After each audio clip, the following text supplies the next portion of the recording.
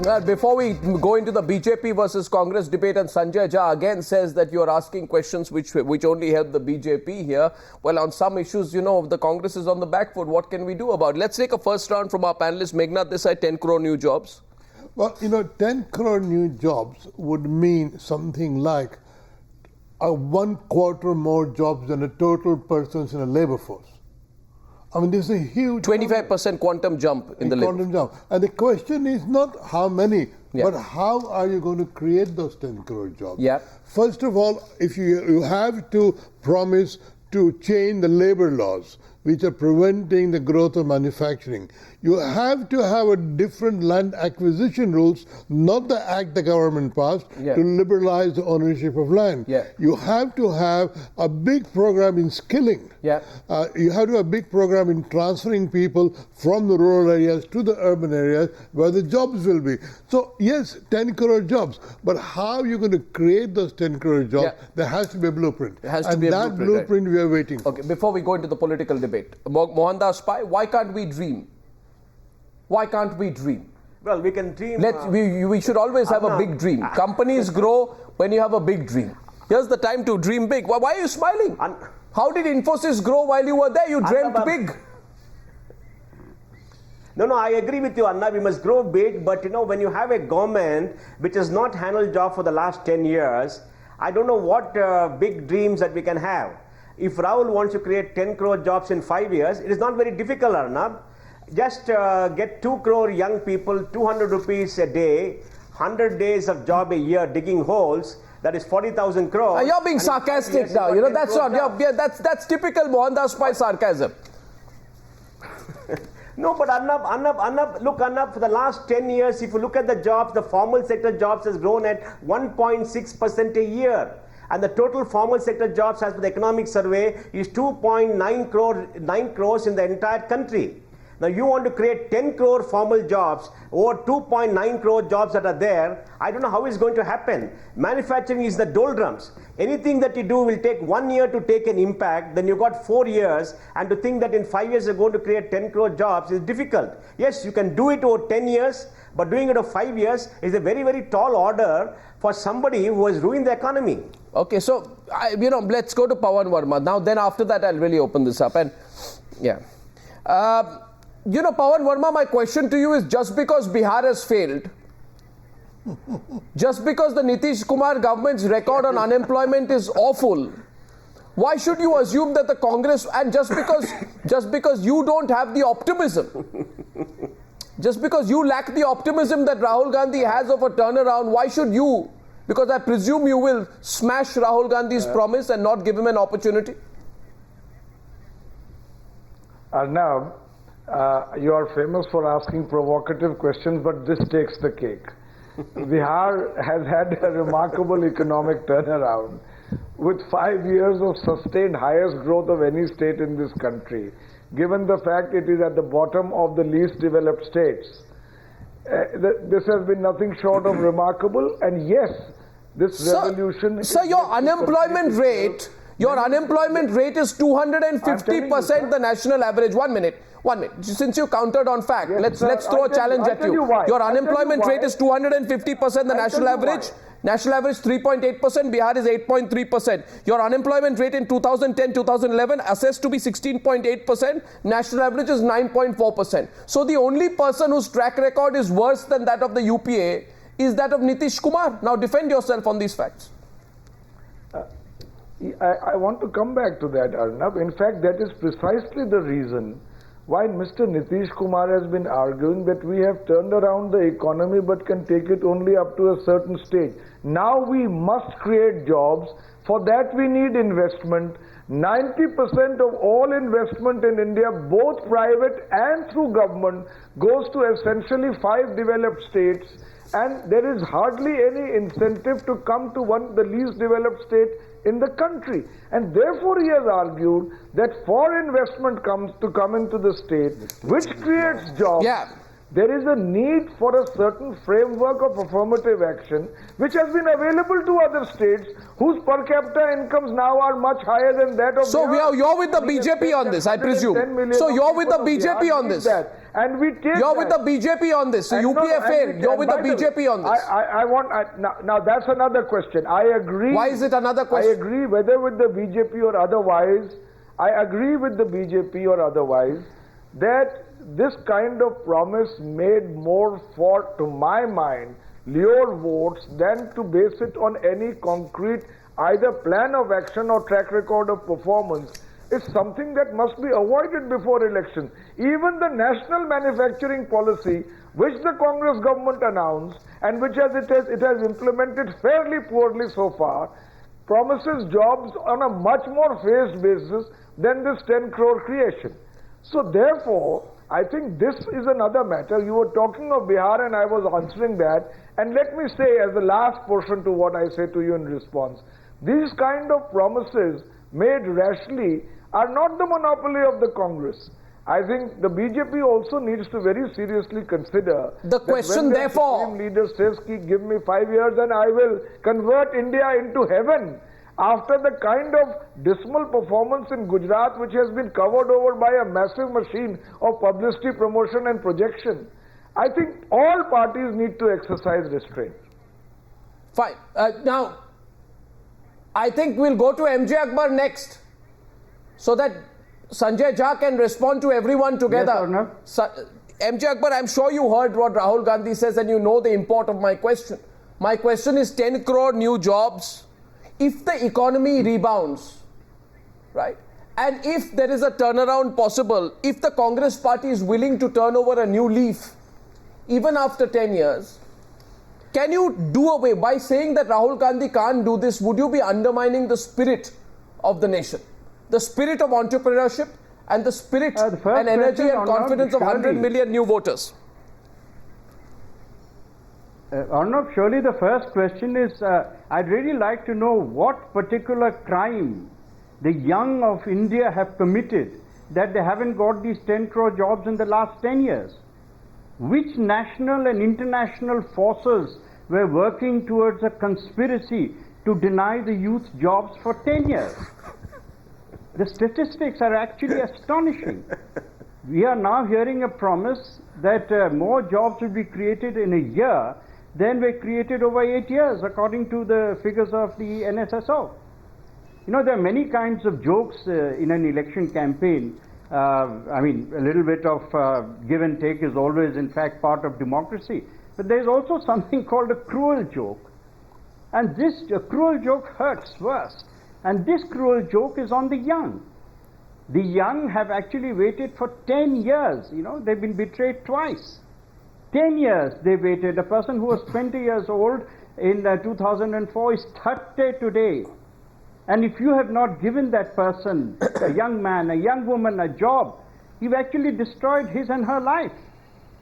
After this, you know, we have a muhavara in Urdu saying khayali pulao.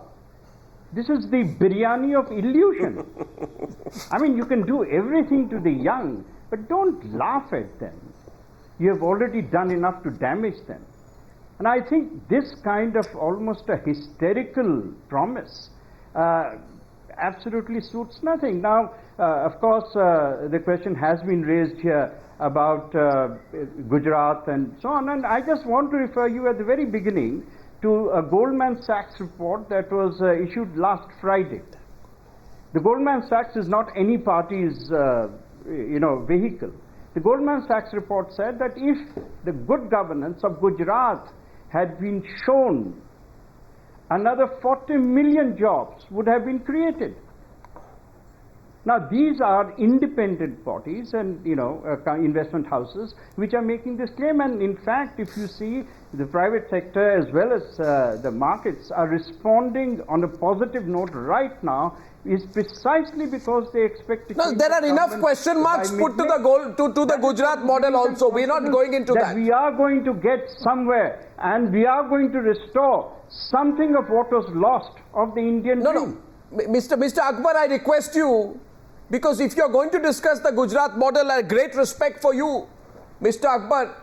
and also respect for the several phrases which you have used in the course of your introductory comments, which hold the promise of much a good debate later, biryani of illusions, a cruel joke and a hysterical promise. Almost as sharp as your columns, Mr. Akbar, but may I tell you that if you want to discuss the Gujarat model, there are many question marks I too can raise on it, but I don't want to go into that.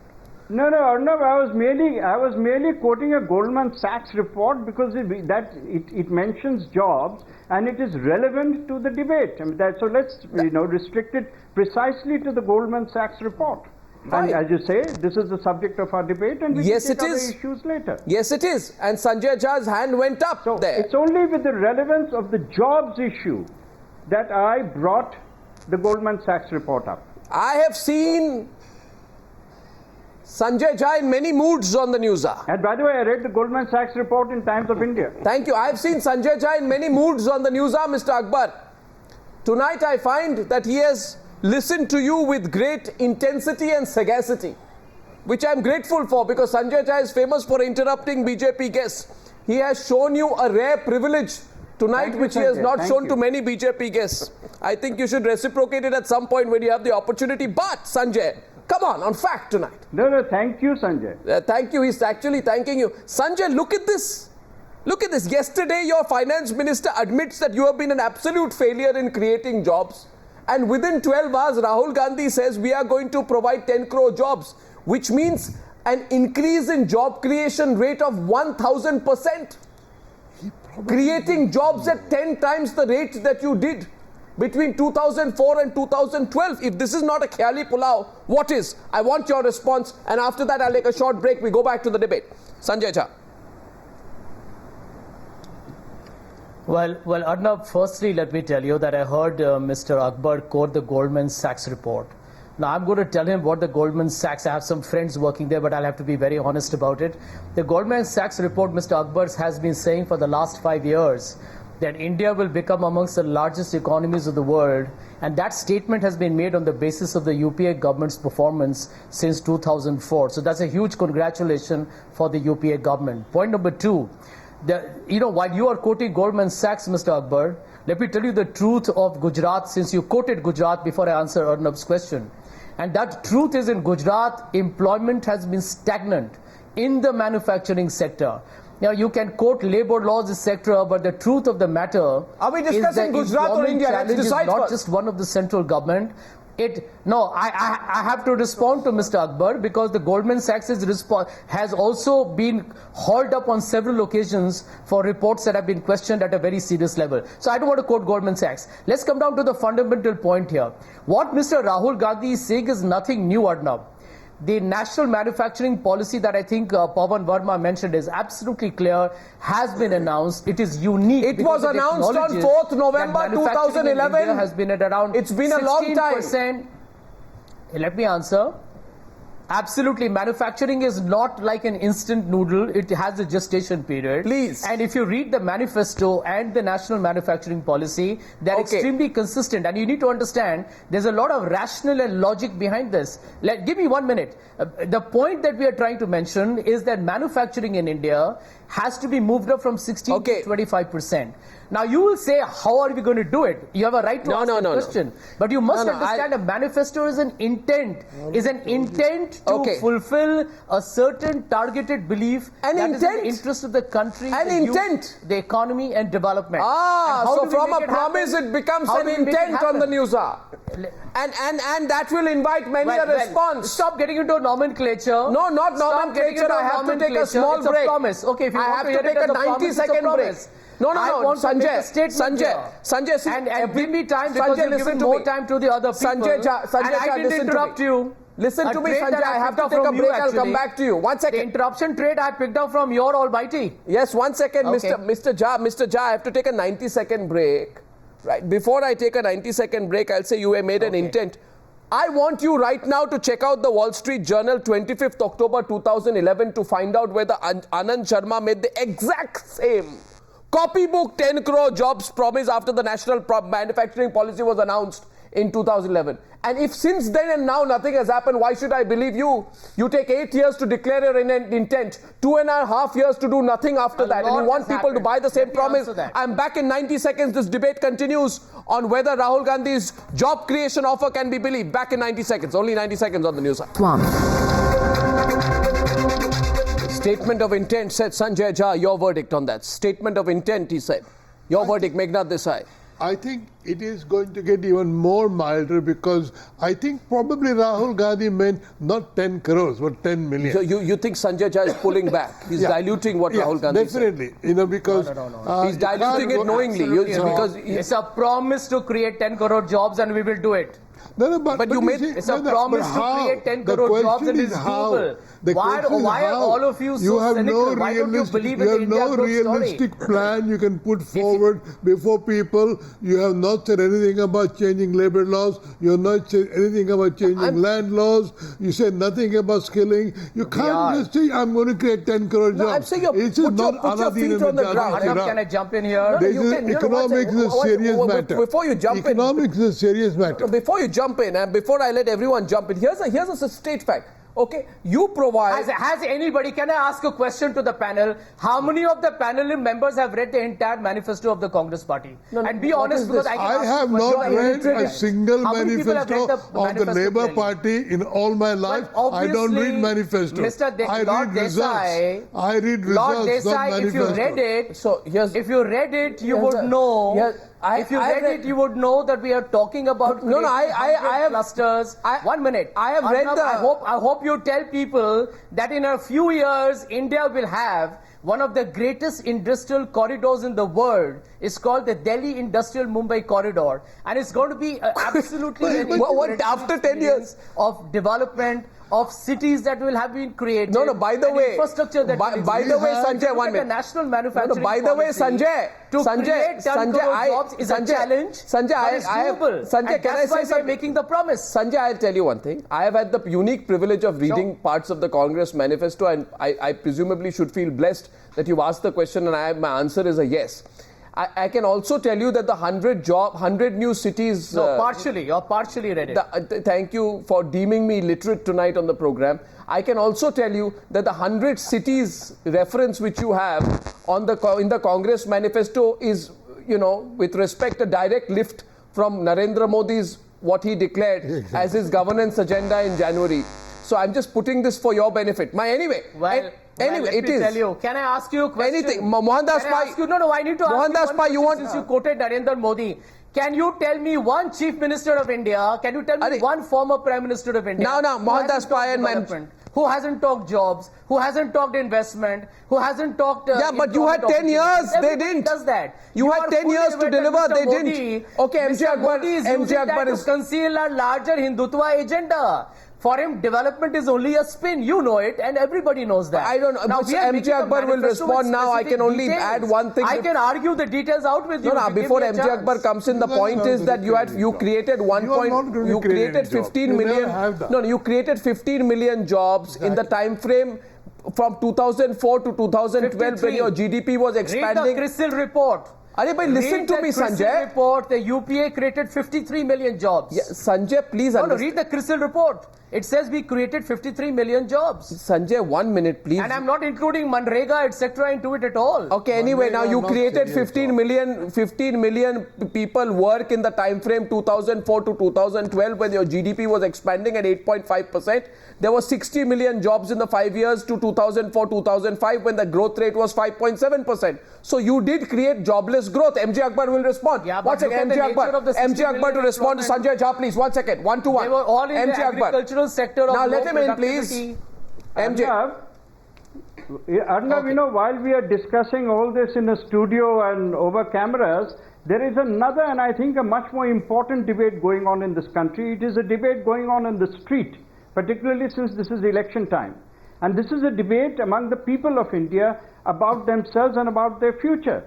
If you want to understand why the anger of the young has actually turned into rage, it is because the young feel doubly and triply betrayed, not least because they had invested so much hope. They know the meaning of these statistics. For them, these statistics are not numbers. Those statistics are hunger and hopelessness. And I tell you, the proof of the democratic pudding is actually in the eating. And the eating is done at election time. And if you have seen all the opinion polls, if you've seen where the graph is showing, you will know that the anger is reflecting in the implosion of the Congress vote, collapse of the Congress vote, and this is happening. One of the major reasons why the young have turned away is because you have delivered absolutely jobless I want to growth. respond to him, please. The economy has no meaning for those who can't get jobs.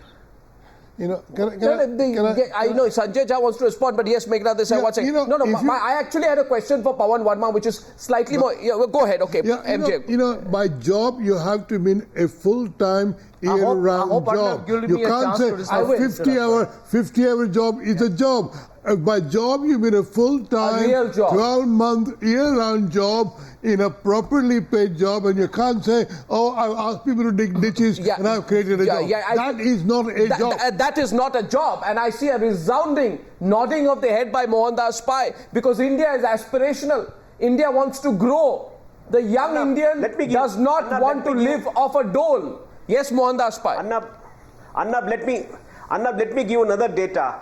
Every year, 80 lakh students complete their college education. 80 lakhs every year now. We have 3 crore young people in colleges. 80 lakh complete every year. They joined 3 years back. Are we producing 80 lakhs jobs for them? At best, we may be producing maybe 10 lakh jobs, if at all, for these people. And that is why the 70 lakh people are out in the street. Like J Akbar said, they're angry, and their anger is turning into rage, and they are demanding jobs. We have a serious social challenge, and in the last 3 years, we had the land acquisition, we had the environmental problem, we had a policy paralysis, and today industrial growth has become negative, I think for the first time in 10 years. We are in a mess. How can you produce these jobs in 10 years? So if you make a promise, you should make a realistic promise. Pavan Verma, just coming to you, and Sanjay, yes, of course, I'll give you a turn to respond. You see, J Akbar referred to the NSSO survey. What is the short? You may give me turn, you may not give me time. No, I will give you time. Please don't feel marginalized. The question is, please listen to the facts. The NSSO survey, which J Akbar refers to, it makes a basic point that in India, your rising level of education on the one side and literacy on the one side, and a rising rate of unemployment on the other. In any country, the number of educated unemployed growing like this is a very big problem. My question was more a political question to Pavan Verma, and I hope he will answer it directly. Sir, tell me after this. You are the first to raise the secularism issue, right? So conceded, you raise the secularism issue. Okay, and I hope you will directly counter this, because J Akbar once fought an election in Bihar, and you're from Bihar as well. My question to you is simply this, that why don't you take a good hard look at the unemployment statistics and ask yourself today, what is more important for the people of this country? Jobs, employment, employability, right? Or a convenient political bogey of secularism that is raised right on the eve of the elections year after year and implemented after. Come on, Pavan Verma, answer this. The young people are watching you. First of all, Arnab, let me say that I entirely agree with J Akbar that the young's hopes have been dashed and they can't wait for much longer. Now to come to your question. Arnab, I can't really believe myself that you are posing this question by accepting the kind of polarity which has been often argued by even the most extreme BJP spokesperson, which is to try and posit governance and religious and social harmony as two opposed goals. Both are valid, both are two sides of the same coin, and one without the other. You pick it up now, Pavan Verma. You don't pick it up when you were with the BJP for all these years. You pick it up before an election. Please, you pick it up when it is politically convenient to you. That Bihar, I want to say to you that Bihar provides perhaps the best example, and this is not about acrimony, Arnab, provides the best example of a remarkable turnaround with growth rates from below the ground to the highest in the country, and all-rounded inclusive development in very adverse circumstances. With you can't have such low benchmarks. Social harmony, which we No, but I'll tell you, we are the least developed state in the country. How can we have the benchmarks of the most developed state? You have the highest rate of migration from Bihar. Let's be honest. You've not been able to stem the flow of labor migration Because from there Bihar. was so You're much not poverty. answering my question. You cannot quote trends or statistics in a void. Do you know what you're talking about? The poorest Of course state I in the do. country. Neglected Of course for so I do. many years. So therefore, please see What- them. Please see them in a context. Arnab. Why are And I you- want to say a third point, which is no, because it's very difficult to understand this kind of condescension to a state which has made a genuine track record of good economic performance in very difficult circumstances as one of the poorest states in the country, and these are verified Sir, yours- and have been lauded nationally and internationally Sir, by you- objective observers. Yes, we need to do better on employment, but we need the opportunity to do so, and we are working with whatever Okay, central 4 government minutes. that comes to power, and on the basis of demanding a right for it, for that kind of framework to be created. Sir, you can't always argue saying Bihar is not a developed state. The fact is, I take relative statistics. The number of migrants from Bihar to Delhi has shot up from 14% in 2001 to 31% in 2013. Okay, so the number is shocking. One second. You have been in power when you. I'll get now. Let's get MJ Akbar and Sanjay Jha. You have been in power. And I don't say this. Let's discuss Gujarat. Are you going to get me in the last minute or what? No, I'll get you in, Sanjay. I'll get you in. 1 second. I was just countering the point. I said, I asked a question. This country needs both secularism and employability and employment. You can't sell dreams to the people. Okay, so 1 second. Okay, so 1 second. Who goes first? MJ Akbar goes first. You heard Pavan Verma's argument. Sanjay, I will come to you, please. MJ Akbar, counter that. He puts a strong argument there for not being with the BJP. Well, I really don't have to counter it, but you know the 14-point program which was released about 2 or 3 weeks ago as Narendra Modi's program, the very first paragraph of that program says that, you know, secularism is the equality of all faiths before the law.